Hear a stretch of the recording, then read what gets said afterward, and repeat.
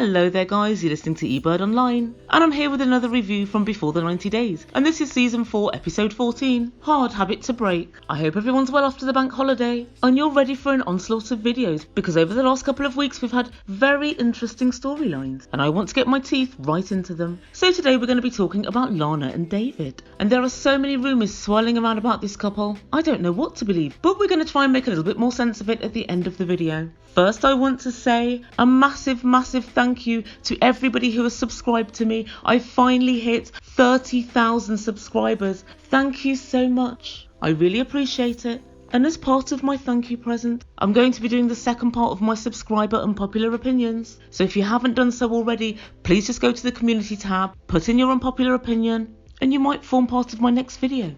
The first part I put out last week, so if you haven't seen that, I'm going to link it below. And also don't forget to follow me on Twitter at Ebird99. So David tells us after 7 years of chatting online and 4 failed meeting attempts, he's finally with Lana. It seems that David can't count. David, you told us when we first met you, it was 3 meeting attempts that you'd had. We saw number 4 at the train station and number 5 at the restaurant in Pavlograd, so it's 5 failed meeting attempts. And already, David's trying to change the narrative, so he seems somewhat less of an idiot. Oh David, we can count, you know. So he says he's finally with Lana. No, he's not finally with Lana, he's with Svetlana, or Ukrainian Secret, or Svetlana the Scammer, or perhaps Juicy Ukrainian, take your pick. So David and Lana are going on their first date, and they enter a restaurant and sit down. David asks if she wants something to eat or drink, and then he tells us she's even more beautiful in real life than he could have ever imagined.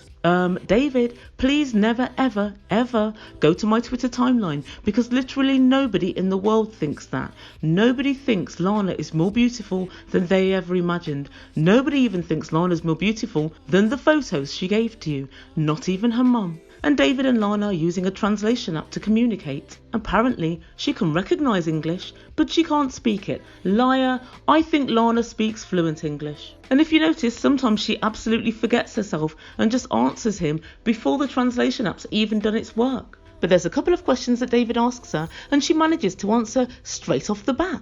David, don't talk to Lana directly. She must go through a translation app. She's melting. She's literally melting because you're trying to talk to her one-on-one. I'm surprised she hasn't disappeared in a puff of smoke. David, you know how she feels when she's not using that app. You really are a piece of work. And David said, do you recognise English from just seeing it? And Lana said, yes. And he said, that's what I thought. After the thousands and thousands of hours of chat that we've had, I assumed you would have done. I thought you were paying for two-way translation, David. So she would have never seen English. She would have only ever seen Ukrainian after translation. And Lana tells production, it was nice to meet David. Hopefully we'll get to know each other better and we can decide where the relationship's going to go. David has brought her a gift of chocolates. And she said, I like it when I receive gifts and money from David.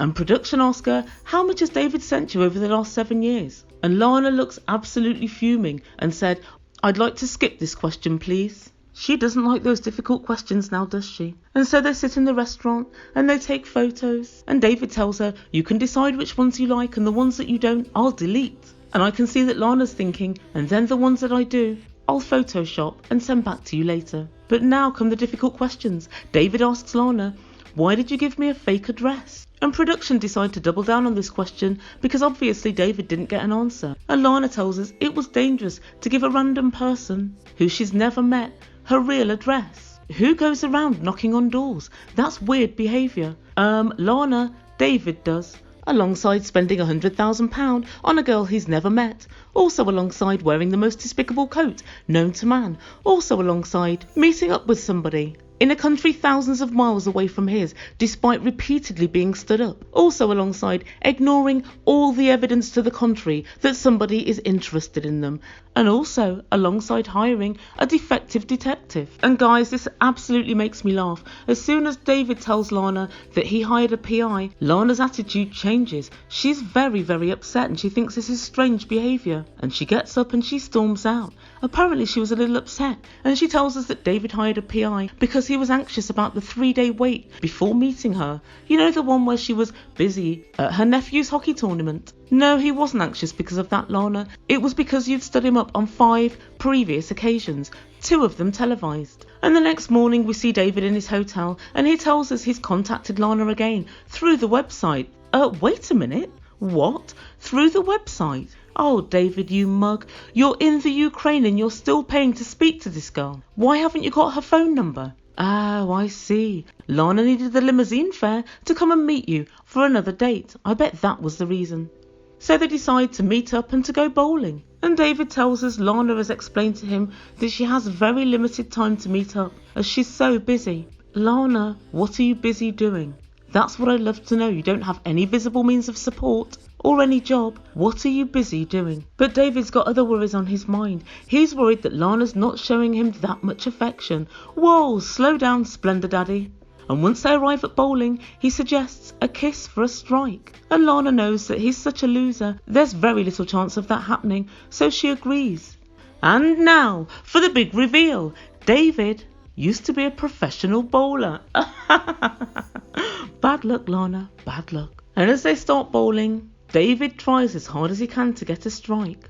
I'm watching him bowl and I don't think he's really that good. Let's revisit the words and the meaning of professional sportsman. Professional means that you played the sport in some capacity and you got paid for doing so. Watching him play, it's difficult to believe that this was ever the case. But finally, after many tries, David scores his strike and Lana recoils in horror. She covers her face with her hands and she turns away. But none of this puts David off and David goes in for the kiss. And then, as usual, he makes wow and all his general grunting noises.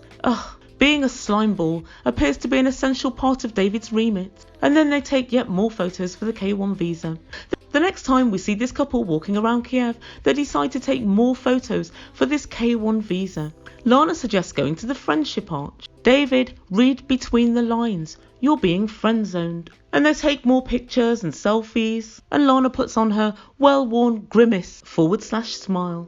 And David said, I want to do something really special now. And they go for dinner again. When they sit down, Lana orders rabbit. And David orders chicken. And David says, you're ordering rabbit? Oh, in the US we call them bunnies. Oh yeah, David. Like the famous Roger bunny. David's conversational technique leaves more than just a little to be desired. But nevertheless, David tells us, I'm in love. And Lana says, I feel warm next to David. No wonder. He's been wrapped up in a pleather coat for the last 5 days. I'm surprised he's not suffering from heat exhaustion.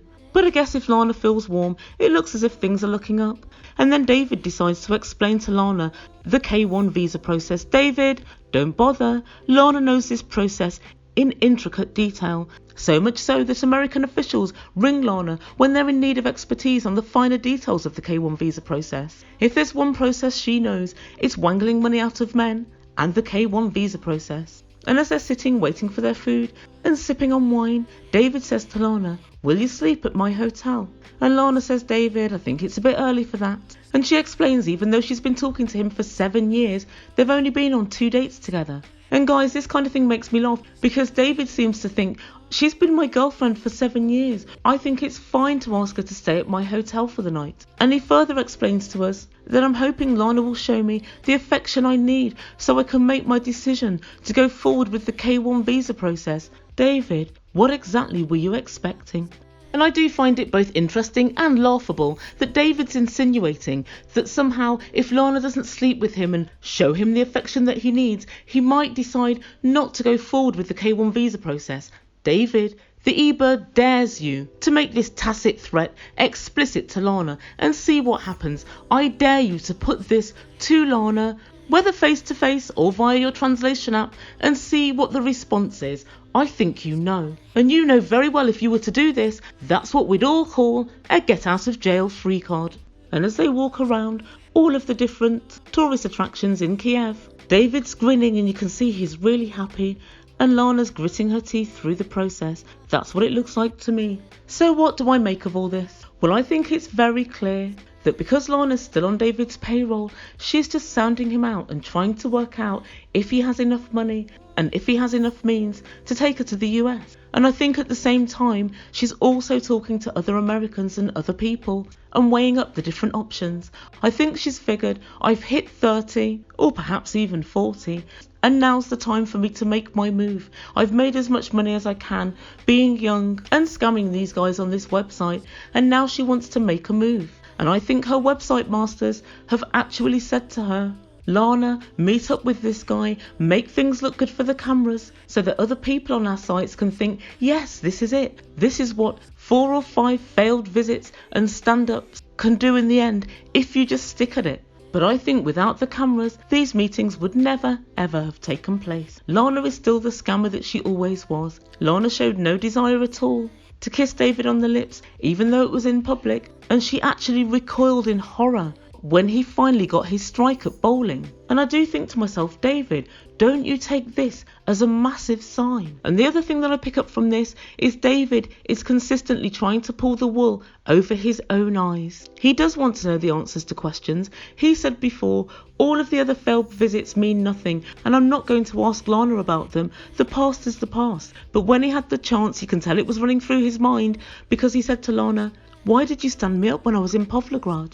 If he really didn't want to know the answer to this, guys, he would never have asked. He knows very well. She didn't want to meet up with him. He had to more or less force her and get a private detective and hound her out. When she finally did meet with him, she had very short dates with him. And when she saw the opportunity, you hired a detective, she stormed out. Even when she knew she was going to have to meet up with him, she created a whole hockey tournament just to make sure that he had less days to meet with her. She grimaced when she knew she had to kiss him. And she's consistently telling David that she wants to take things slowly. But David is ignoring all of these warning signs along with all of the ones that he ignored before.